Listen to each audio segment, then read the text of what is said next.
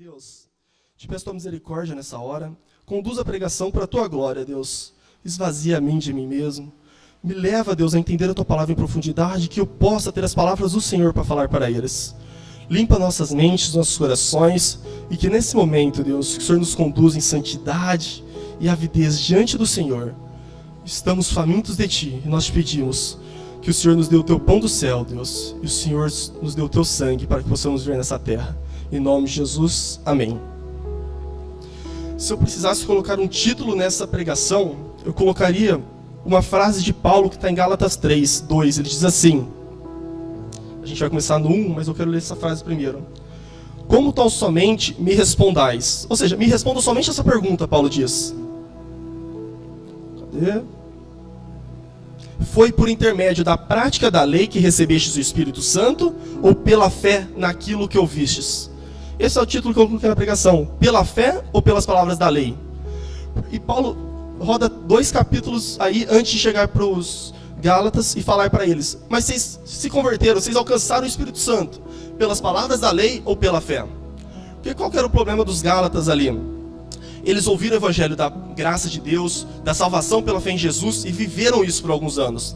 Só que o problema da igreja não são as pessoas de fora, são nós mesmos, aqueles que estão aqui dentro. Começa a se levantar líderes, começa a se levantar mestres que ensinam um evangelho diferente daquele que o Senhor Jesus ensinou.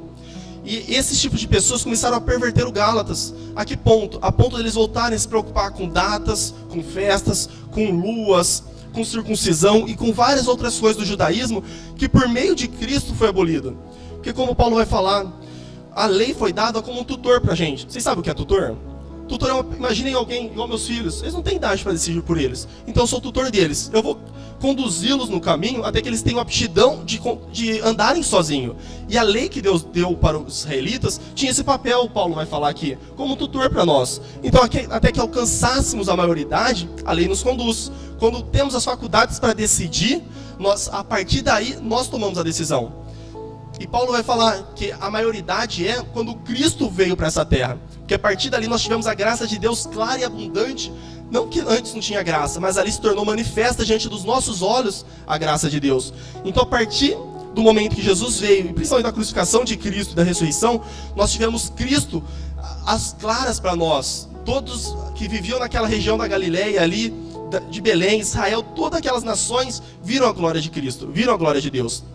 E ele vai falar, vocês depois de contemplarem tudo isso, estão voltando para aquilo que era primitivo, vocês conheceram algo superior, e agora estão voltando para aquilo que é inferior. Vocês conseguem entender o que Paulo critica nos Gálatas? E no capítulo 1, Paulo começa de uma forma assim, no versículo 3. A todos vós, graça e paz da parte de nosso Deus e Pai, e do Senhor Jesus Cristo, que se entregou voluntariamente pelos nossos pecados, a fim de nos resgatar deste atual e perverso sistema mundial, segundo a vontade de nosso Deus e Pai, a quem seja toda a glória pelos séculos dos séculos.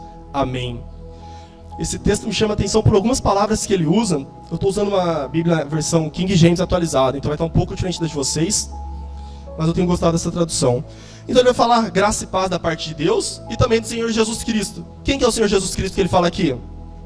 Que se entregou voluntariamente. Por que Jesus se entregou? Pelos nossos pecados. Esse é o principal motivo de Jesus ter se entregado por nós. E a gente está vivendo épocas com várias heresias. Estava conversando com o professor Mateus, da aula no seminário. É difícil no meio da igreja a gente ver o tanto de heresia que tem aparecido. Eu imagino o Juninho como pastor para tentar pregar e manter vocês firmes na fé. O tanto que ele tem que estar procurando coisas para prevenir vocês das heresias que têm surgido. Porque cada hora é uma. Acho que ele até mandou uma no grupo essa semana e que já não era nem nova. Essa daí foi uma de uns 3 anos atrás. A nova dele é pior. São pastores, igual eu estava falando dos falsos mestres, que eu comentei até com os alunos do seminário esses dias. Eles entram na igreja, eles pregam o evangelho por alguns anos. Eles ficam conhecidos pregando o evangelho. Os pastores, os líderes, recomendam esses pastores para assistirem. De repente eles começam a falar que a Bíblia tem que ser atualizada. Eles começam a falar algumas coisas que não condizem com o evangelho. Outros começam a falar de dinheiro, falar de prosperidade, esquecem o sacrifício de Jesus. Eles vão para um lado social, totalmente social. Não que o social não seja importante, mas nós temos claro aqui em Gálatas. Por que Jesus morreu? Para que Jesus veio e se entregou por nós? Para nos salvar de nossos pecados, para resgatar deste atual e perverso sistema mundial. Essa palavra sistema mundial, quando a gente ouve, arrepia, né? Lembra um monte de coisa que a gente ouve hoje. E esse perverso sistema mundial, o que ele vai chamar aqui é cosmo, na verdade. Porque a palavra cosmo no grego são sistema ordenado de coisas. Aquilo foi criado de forma organizada. E Gênesis 1 e 2 ali, Deus criou tudo de forma organizada, de forma clara, de forma boa e agradável, né? Deus criou tudo e disse, e tudo é muito bom. Só que depois em Gênesis 3, nós temos a queda do homem. Nós temos o pecado entrando não somente no homem, mas em toda a humanidade, em toda a criação. Nós vemos os animais e toda a terra clamando pela volta de Jesus. Porque toda a terra será restaurada por Cristo na volta dele. Primeiro será destruída, depois restaurada por Deus. E esse é o propósito da vinda de Cristo. Esse é o propósito da ressurreição de Cristo. Salvar a cada um de nós, resgatar-nos dos nossos pecados. Então, como diz, o homem pecou no jardim do Éden, caiu, e só tinha um jeito de sermos redimidos. Alguém morrendo por nós. Só que quem poderia morrer por nós, senão o próprio Deus? Só que Deus morrer não tinha como, não era possível. E um sacrifício de alguém tinha que ser da mesma espécie, do mesmo gênero, segundo o direito. Então Deus fez homem, Deus fez carne. Então nós temos a encarnação do Deus Filho. E esse Deus Filho, esse Jesus Cristo, morre em resgate de todos nós. Então quando alguém perguntar para vocês, por que Cristo morreu? Tem que estar claro na nossa mente, para nos resgatar dos nossos pecados. Cristo morreu para nos resgatar dos nossos pecados. Não foi? Amém? Glória a Deus. Porque a gente pensa dos pecados de Adão e Eva, é dos pecados do meu vizinho, é dos pecados do meu irmão aqui da igreja que me olha torto. Não, foi dos nossos pecados. O pecado meu, o pecado de cada um de vocês ofende Deus diretamente. É uma ofensa a Deus. E se pudéssemos pensar de uma forma literal, os nossos pecados transpassaram Jesus Cristo na cruz. Foi os nossos pecados que mataram Cristo naquela cruz. O pecado de cada um de nós.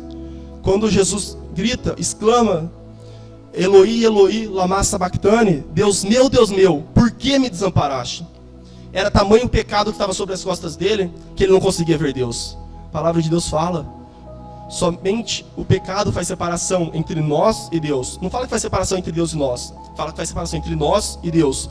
E naquele momento, Jesus estava com o pecado de cada um de nós diante dele. O pecado de cada um de nós estava sobre o lombo de Cristo, sobre o corpo de Cristo, sobre a alma de Cristo. E pelos nossos pecados ele foi transpassado. Ele morreu pelos nossos pecados. Mas quando ele morreu pelos nossos pecados, ele pagou o pecado de cada um de nós. Nós fomos justificados pelo sacrifício de Cristo. E quando a gente fala justificados, não é um saldo 0 a 0.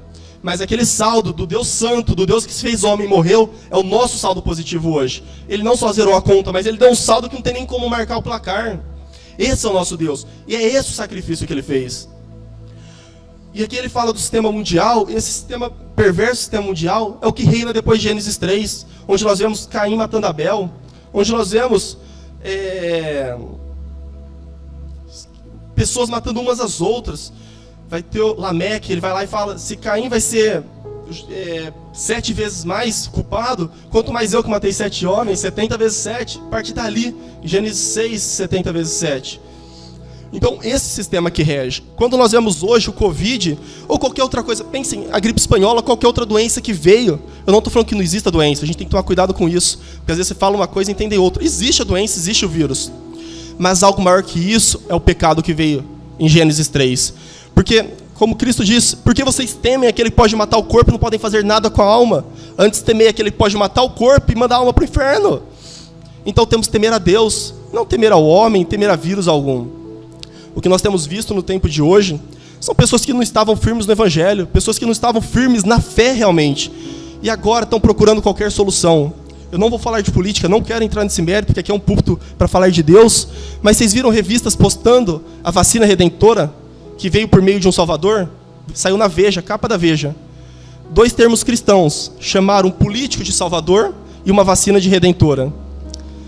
Então, o que é isso senão uma perseguição ao Evangelho? O que é isso senão perversão ao cristianismo, a uma cultura judaico-cristã? É isso que nós estamos vendo. Quando nós vemos a mídia bombardeando com o vírus, eles querem que vocês esqueçam do pecado. Quando nós vemos eles colocando toda a solução na vacina, eu não estou falando se a vacina funciona ou não. Eu estou falando, quando eles colocam toda a solução sobre uma vacina, eles querem que vocês esqueçam que Jesus é o Salvador da alma de vocês. Quando a gente vê o tanto de enfermidade na televisão, eles querem que vocês se esqueçam da perdição da alma. É esse o foco deles. Tem um texto em Salmos 2 que diz assim: vocês sabem por que as nações se juntam? Só tem um motivo: tramar contra Deus e o seu ungido. Então toda vez que a gente vê pessoas ou nações se juntando que não seja a favor de Cristo, é contra ele. Pois como Jesus mesmo disse, quem não junta, espalha.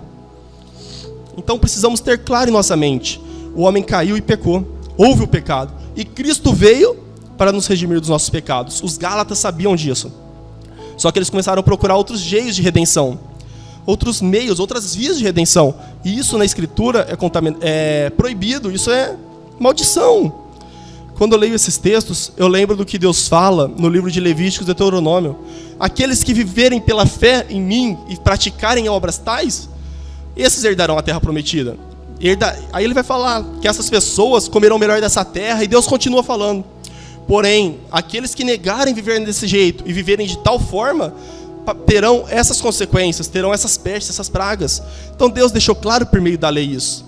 Mas ele sempre disse que por meio de um filho de uma mulher, de um nascido de mulher, nós teríamos a remissão. E esse nascido de mulher, esse único nascido de mulher que poderia nos redimir, é Jesus Cristo. Amém? Não é cientista nenhum por meio de vacina ou de remédio. Não é político nenhum por meio de controle governamental ou por meio de liberdade. É somente Jesus Cristo. Nós podemos falar, Jesus Cristo é Senhor?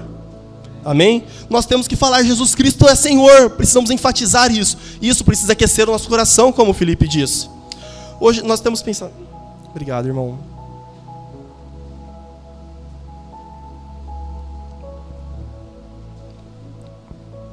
Isso precisa estar claro em nossas almas. Por que nós estamos aqui hoje reunidos, se não em memória de Jesus? Nós estamos aqui reunidos como Ele ordenou, para falarmos dEle, para olharmos uns para os outros, como se estivesse olhando para Cristo, para que fortalecêssemos uns aos outros na fé, e continuaremos vendo isso. Está dando para entender? Falando muito rápido?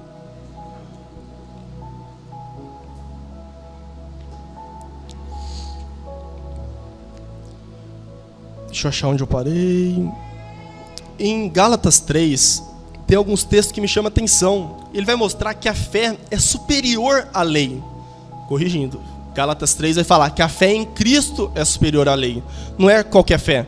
Não adianta ter fé simplesmente no Juninho. Nós temos que ter fé no Deus que o Juninho prega para nós. Não adianta ter fé no que algum irmão diz para nós. Temos que ter fé no Cristo que esse irmão fala para nós. Isso é o motivo da nossa fé. Não podemos e não devemos ter fé em meios humanos. Nós temos vivido, vou abrir um parênteses aqui, o pessoal que faz seminário nessa turma vai ouvir bem isso. Hoje nós temos vivido a época onde o Estado é laico. Vocês ouvem bastante isso na TV, né? Só que o Estado laico que eles dizem, na verdade, é um Estado ateu. O Estado laico, o Estado não tem religião. E não ter religião não é ser ateu. Vocês entendem? Religião é adorar a qualquer Deus. Isso é uma religião. Mas você adorar a Deus nenhum é uma religião também. Eles tentam colocar como se não fosse. Ou seja, as pessoas ateus são religiosos. Mas qual que é a religião deles? Não ter Deus. Vocês conseguem entender isso? Só que eles tentam colocar para nós hoje que não ter religião ou ser ateu é não ter religião. Mas não é a mesma coisa. Ser ateu é uma religião. Eu estou lendo um livro que chama Visões e Ilusões. Uma crítica cristã política. E ele vai falar, a direita é uma religião. A esquerda é uma religião. Qualquer sistema político é uma religião. Com exceção de um sistema político, que não é um sistema político, o conservadorismo. Porque o conservadorismo ele é baseado em conceitos judaico-cristãos, no que Deus ensinou. Então, se ele é aquilo que um homem casa com uma mulher e tem filhos. Ele é aquela pessoa que trabalha, e a Bíblia diz, digno ao trabalhador do seu salário. Aquele que trabalha tem salário, aquele que não trabalha, não tem. Isso não é político, isso é conservadorismo que a gente chama. É a única ideologia que nós podemos dizer que não é religiosa, porque está fundamentada na natureza já, e que o cristianismo deixa as claras, porque Deus criou tudo dessa forma. E por que eu abri esses parênteses? Nós temos visto na mídia hoje uma coisa que chama cientificismo. Palavra difícil, mas o que significa? Significa que a ciência vai dar solução para todas as coisas. A ciência vai fazer você viver, Juninho, pelo menos até uns 10 mil anos. A ciência vai fazer cada um de nós passar dos 400 anos de idade. Se tiver um pouco de dinheiro, passa além. Eles vão fazer fígados, rins, tudo artificial. É isso que se chama cientificismo. Seja por transplante de órgãos feitos, seja por remédio, vacinas, qualquer coisa. Só que tem um problema. Isso é uma religião. Porque isso é uma ideologia. E toda ideologia é idolatria, é uma religião, então se torna idolatria. Nós vivemos quantas horas trabalhando com pessoas, vendo TV, lendo as coisas, tudo. E isso entra em nós, isso impregna em nós. Então, às vezes, nós precisamos de uma buchinha, daquelas de coco, não sei se já ralaram e limparam com buchinha, e vai doer. Só que precisamos tirar isso, porque o mundo está grudado na gente, e nós precisamos que o sangue de Cristo tire isso de nós. Então, nós somos contaminados por tudo isso, e nós começamos a pensar que tudo que está acontecendo, que políticos vão querer melhorar o sistema. Não vão, eles só querem dinheiro. Nós vamos pensar que cientistas querem melhorar o mundo. Eles não estão, eles só querem ter nome e dinheiro. Pensem em qualquer coisa que está propondo uma solução para nós hoje. Eles só querem duas coisas: reconhecimento, ou seja, poder, e dinheiro. Então, só tem alguém que morreu de graça por nós. Como Paulo diz, Cristo morreu por nós quando nós ainda éramos inimigos dele. E qualquer outra coisa que foge disso é uma idolatria, é uma heresia, é mentira. Só que os cristãos se calaram, os cristãos ficaram quietos. Vou dar um exemplo da Europa. A Europa e os Estados Unidos estão uns 40 anos na nossa frente, né? Então, o que nós estamos passando hoje, seja bom ou ruim, eles estão 40 anos na nossa frente. Eles ordenaram os primeiros pastores homossexuais lá. Sabe o que aconteceu? Perderam 30% da membresia das igrejas. Aí eles ordenaram bispos como homossexuais. Sabe o que aconteceu? Perderam mais 30% da membresia. Aí eles começaram a dizer tudo aquilo que vai contra o evangelho que Jesus pregou e que nós estamos falando hoje, da salvação pela fé em Jesus. Porque Cristo morreu para nos salvar dos nossos. Isso, vocês entenderam, vocês sabem bem disso. E eles começaram a falar que Cristo morreu para fazer as pessoas serem boazinhas, estarem uma com as outras, para dar prosperidade, para dar coisas assim, coisas fúteis, coisas que passam, igual o próprio Felipe falou. E sabe o que aconteceu? Hoje estamos precisando enviar missionário para essas regiões, porque eles acharam que abrindo as portas da igreja para tudo que tem lá fora, a igreja ia crescer. Mas não é isso que aconteceu. O que aconteceu? A igreja esvaziou, porque as pessoas vinham porque sabe, todo mundo, Paulo disse que todo mundo tem uma consciência do pecado. Deus inculcou isso no nosso coração. Deus inculcou no nosso coração que ele existe. Então a gente olha para o céu, a gente vê que a terra não é plana, mas que imenso o céu. E hoje tem terras planistas, não vou falar sobre isso. Não dá nem para falar, mas beleza. Não sei se tem algum na igreja, mas continuamos. O meio da descontração, mas...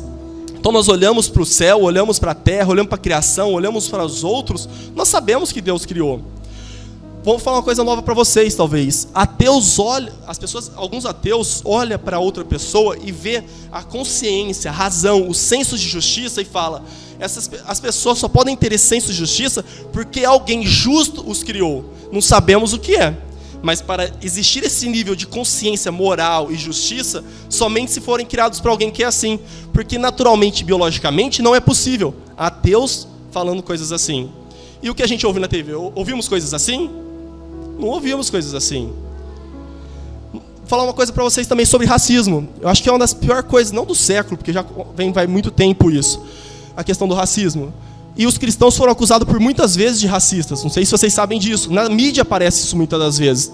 Só que vocês sabiam que pesquisadores têm falado que as pessoas de pele mais escura são pessoas que estão há não sei quantos milhões de anos na frente do ser humano branco na evolução.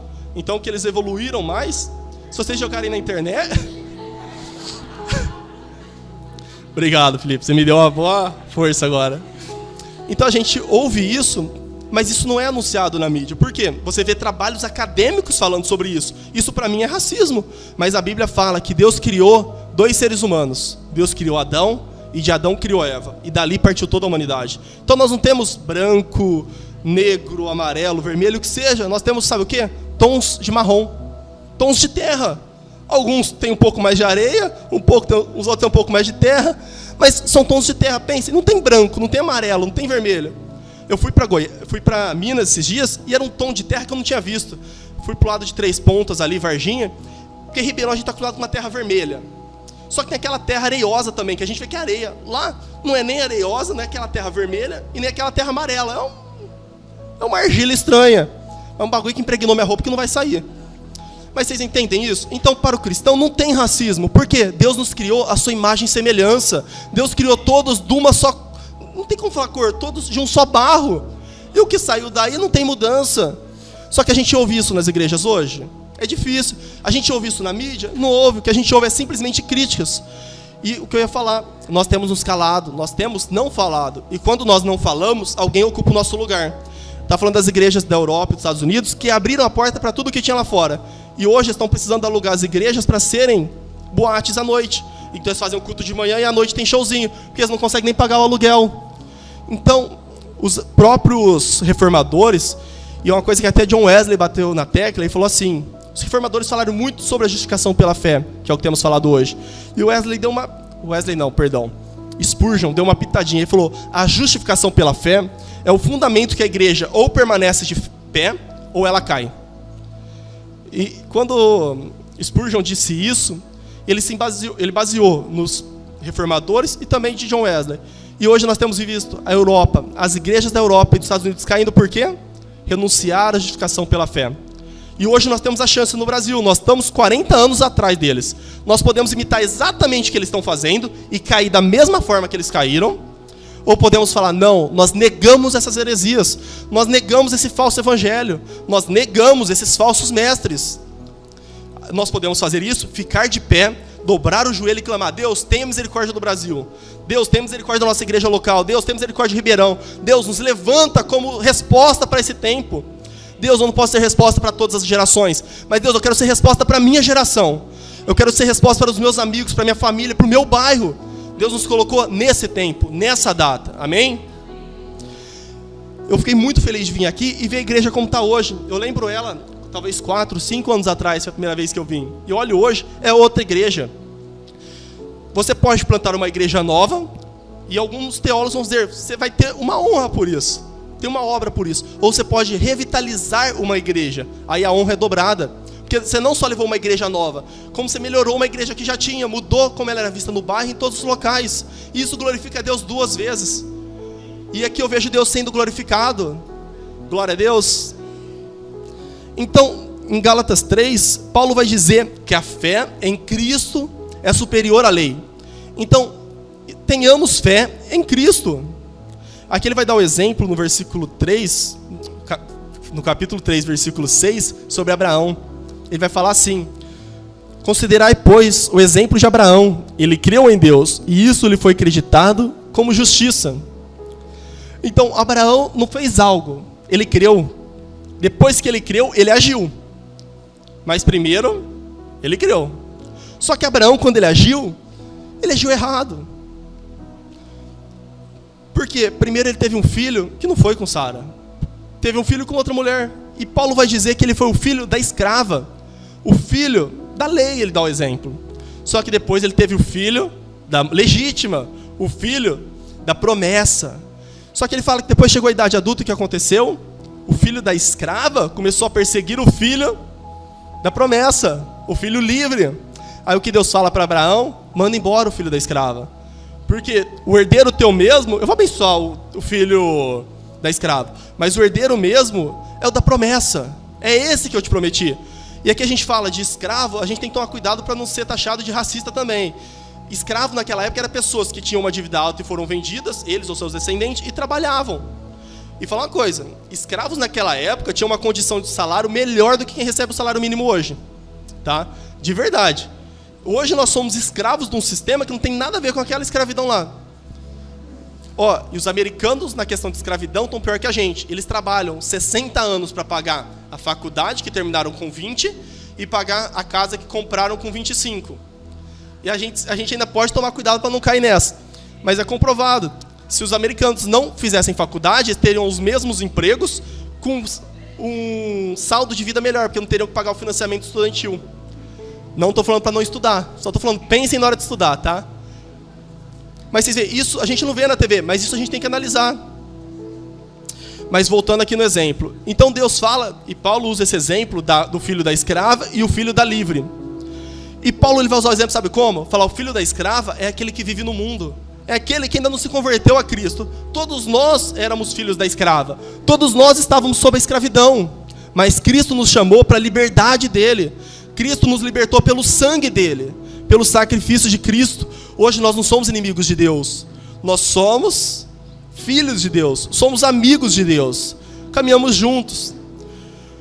E eu ainda vou falar sobre filhos e adoção lá no final. Mas vocês entendem? Aí ele coloca o que aqui? Paulo no capítulo 3. Que o filho da escrava, o filho da lei, ele vai perseguir o filho da promessa. Então quando a gente falou até agora sobre a questão do mundo, vocês entendem por que eles estão atrás da gente?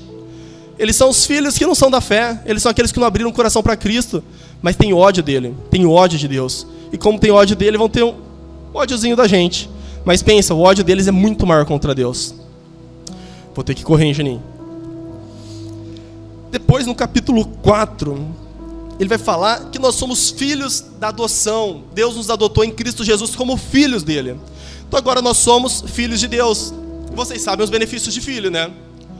Aqueles que estão junto ali não têm os benefícios de filho. Agora, como filhos, o que é dele é nosso. E aquilo que está escrito em Deuteronômio 28, as promessas sobre aqueles que obedecerem, está sobre nós, onde comeremos o melhor dessa terra, viveremos o melhor desse mundo. Amém? Isso é consequência da fé. Podemos ser perseguidos? Sim. Podem nos matar? Sim. Pendurar de ponta cabeça? Glória a Deus. Mas ainda será o melhor dessa terra para nós. Porque a hora que a gente sair daqui, vai ter algo que nossos olhos não conseguem imaginar. Pense nas ruas de ouro que a gente ouve muito por aí. As ruas de ouro só estão dizendo que você não consegue imaginar do que é as ruas naquele lugar. O ouro talvez é a coisa mais cara que nós temos aqui. Então ele fala das ruas de ouro para a gente tentar imaginar o valor daquelas ruas celestiais. Mas a nossa mente não entende isso. Não cabe. Porque nós somos limitados, nós somos finitos. E Deus é infinito. Deus é muito maior. Lutero ele fala, comparar Deus com a gente é comparar uma gota d'água com todas as águas de todos os oceanos. Imagina o tamanho da comparação. E Deus é maior que todas as águas de todos os oceanos e nós somos inferiores a uma gota d'água. A realidade é essa. Então nós não somos filhos da escrava, nós não somos filhos da lei, nós não somos filhos da perdição, nós somos filhos da fé, somos salvos, fomos redimidos por Cristo. O que significa ser redimido? Imagina quem gosta de filme, de soldado, essas coisas, no meio de uma guerra, o cara não tendo mais para onde sair, inimigo para todos os lados, de repente, o que ele pode fazer? Se não ir para um dos inimigos matar ele. De repente, passa um helicóptero em cima, desce uma corda, alguém abraça ele, não foi nem ele que segurou a corda, alguém abraçou ele e o helicóptero subiu. A palavra remissão tem esse sentido, é algo que não depende da gente, não passa nem perto de nós, mas é o próprio Deus vindo com o helicóptero dele, descendo a corda, abraçando a gente olhando para o lado, o que está acontecendo? E indo embora, e pondo a gente num local de resgate, num local de refúgio, guardado, protegido. A palavra redimida é isso, a palavra resgate pela fé é isso. Vocês entendem agora? Ficou claro? Só que Cristo, Paulo no capítulo 5 vai falar algo além. Vocês estão vendo? A salvação é pela fé em Cristo. Até agora não tem nada para a gente fazer. Vocês estão vendo? Não é pelo que nós fazemos. Só que aí surge uma crítica. Ah, mas se vocês são salvos pela fé, vocês podem fazer o que quiserem. Vocês podem ver nas imoralidades e ver tudo naquilo que é errado. Aí Paulo no capítulo 5 ele adverte. Fala, não, peraí, não é assim. Porque Cristo seria ministro do pecado, e isso não é verdade. Mas Cristo é ministro do Espírito. Cristo é ministro da justiça. Então aqueles que andam nas obras da carne... Eu esqueci o nome da palavra aqui, mas essa palavra carne, no grego, tem o sentido literalmente daquilo que é corruptível, daquilo que se desmancha, que se desfaz, que some. E ele vai falar sobre os frutos da carne: imoralidade sexual, impureza, idolatria, libertinagem, feitiçaria, ódio, discórdia, inveja, embriaguez, orgias. E ele continua: e tudo quanto se pareça com essas perversidades, contra as quais eu vos advirto. Então que tremendo, Paulo faz uma lista. Só que ele fala, tem gente que vai procurar alguma coisa que está entre uma palavra e outra. E ele também sabia que as pessoas vão distorcer a linguagem, mudar o que chamamos as coisas. Então tudo que se parece com isso também é frutos da carne. E essas pessoas não herdarão o reino dos céus. Então Paulo não coloca a mudança de vida como meio de salvação. Mas ele fala, vocês são salvos pela fé em Cristo. A fé em Cristo é o que importa para a salvação de cada um de nós. Porém, aquele que crê em Cristo vai ter as obras mudadas. Ele vai ter uma mudança de vida, vai ter uma mudança de rumo. Talvez o verdadeiro significado da conversão não é virar um pouquinho para o lado, mas ir na contramão do que o mundo vai. Então olha o que está falando na TV e veja qual que é a contramão disso. Esse é o meio. Se eles falam para não se reunirem, vamos congregar, porque congregar é presencial, é junto. Não tem como congregar pela internet. Não tem como congregar pelo celular. Tem pessoas que acreditam em congregar pelo celular. E eu vou fazer um convite. Me manda o número no WhatsApp, que eu vou fazer um baita churrasco lá em casa. E vou fazer uma chamada de vídeo com vocês. O que vocês acham? Aí a gente congrega pelo celular. Cada um manda 1 quilo de carne lá para casa para eu acender, aí eu filmo para vocês, aí vocês recebem a fatia de vocês pelo celular. Existe congregação assim? Existe comunhão assim? Eu sigo alguma linha de pastores muito bons, só que 3 deles falaram a favor do culto online, da reunião online. Sabe o que eu fiz? Deixei de seguir eles nas redes sociais, todas elas, deixei de seguir no YouTube, e não assisto pregação. E quando alguém me fala do pastor fulano de tal, eu falo, cara, eu não assisto mais ele por causa disso, daquilo e daquilo. Porque para mim, ele negou a fé em algo importante. Ele negou a fé na comunhão. E não existe fé sem comunhão. E Paulo vai falar isso terminando o capítulo 5. A gente falou das obras da carne, mas as melhores são a obra do Espírito, né? Quem quer ver a obra do Espírito aqui? Glória a Deus. Olha que bênção que as obras do Espírito. Amor, alegria, paz, paciência, benignidade, bondade, fidelidade, mansidão e domínio próprio. Domínio próprio talvez seja uma das melhores para concluir as outras, né? Contra essas virtudes não há lei. Então, para quem está em Cristo não tem lei, Paulo fala em outros versículos. E aqui ele fala, por que não tem lei para quem está em Cristo? Porque ele vive nos frutos do Espírito e não nos frutos da carne. A lei é para quem vive na carne. Para quem vive no Espírito não há lei. Porque contra as coisas do Espírito não tem lei. E a palavra Espírito é a palavra pneuma no grego. Mas se vocês pensarem no Antigo Testamento, a palavra ruá. Imagina o sopro de Deus sobre nós. Isso é viver no Espírito. Viver no sopro de Deus, no soprar de Deus. Isso é viver no Espírito. E quando nós vivemos no Espírito, Deus nos leva para onde Ele quer. Os filhos do Espírito é isso, Paulo vai dizer em outras cartas. Ninguém sabe de onde vem nem para onde vai. A gente só vai vivendo. Aí podemos dizer um dia, viver é Cristo e o morrer é lucro, porque estaremos com Deus. Eu vou terminar, hein, antes que vocês me peguem aqui. E o último capítulo, para eu falar que eu consegui pregar Gálatas inteiro em 3 horas, é o capítulo 6. Ele vai falar da maturidade cristã.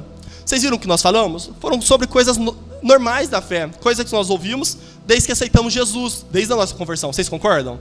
Não é coisa normal? Só que o capítulo 6 é o ápice da carta de Paulo ali, onde ele vai falar sobre a maturidade cristã. E no capítulo 1 ele diz assim, capítulo 6, versículo 1.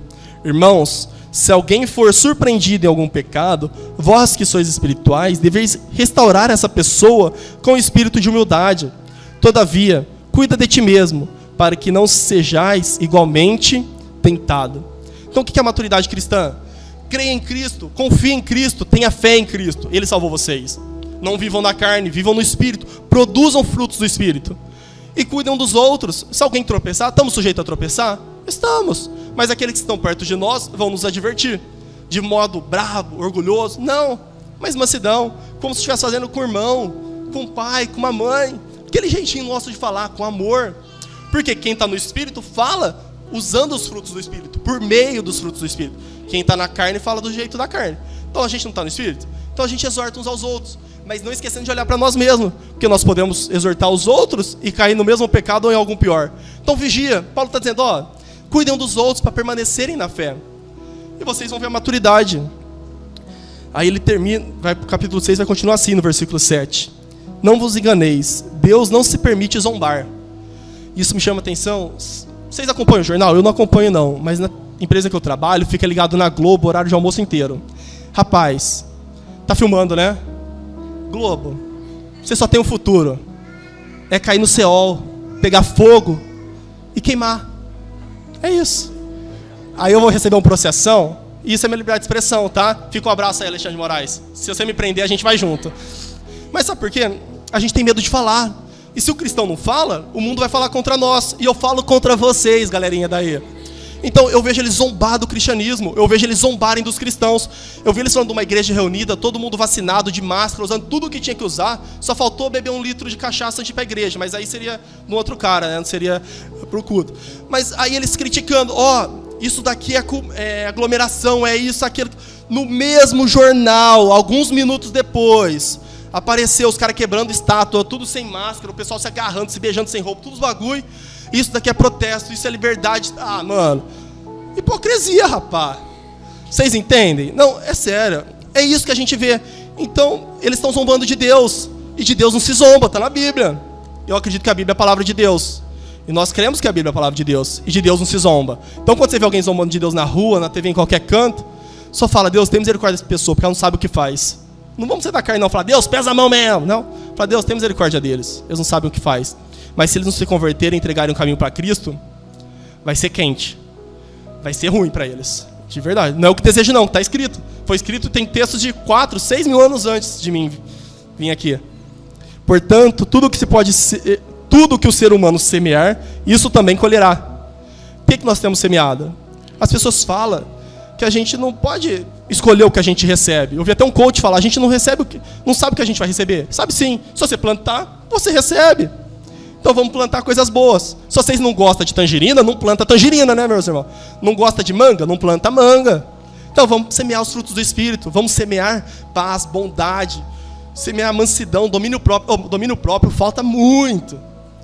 Eu estou aprendendo a lidar um pouco mais com o domínio próprio. O Juninho, que me acompanha mais de perto aí, sabe que alguns anos atrás era mais difícil. Era andar, igual eu falo para o Bispo Pinal, da peixeira andava no bolso. E ele conclui no versículo 8. Pois quem semeia para a sua carne, da carne colherá ruína. Mas quem semeia para o Espírito, do Espírito colherá a vida eterna. Então a gente vê, a salvação não é por obras. A salvação é pela fé. Só que depois que você crê em Cristo, você confia em Cristo para te salvar, Ele vai mudar a sua vida. Porque não tem como a gente conhecer a luz de Cristo, a magnitude de Cristo e continuar em trevas. Então depois que a gente vê Cristo, a gente vai querer brilhar.